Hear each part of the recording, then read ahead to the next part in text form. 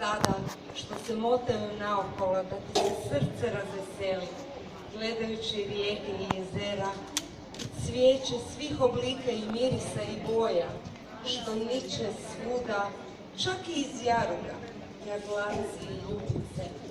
To je priroda. Što se tiče onih koji kažu da nema Boga, a ne da Damjani 5 para za njihovu učenost. Zašto oni ne stvore nešto? Često sam ga pitala. Neka ateisti, ili kako se već zovu, najprije sa sebe otresu prašinu, poslije zovu svećenika i umiru. A zašto? Zašto? Zato što se boje pakla, zbog nečiste savjesti. Da, znam ja njih vrlo dobro.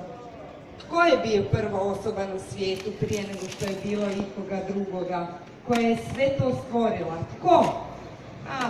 Oni ne znaju. Ne znam ni... Eto, vidite, isto tako mogli bi pokušati spriječiti sunce da sutra ne izađe. Sunce zbog tebe sjajno, rekao mi je onoga dana, kada smo ležali usred Gospića.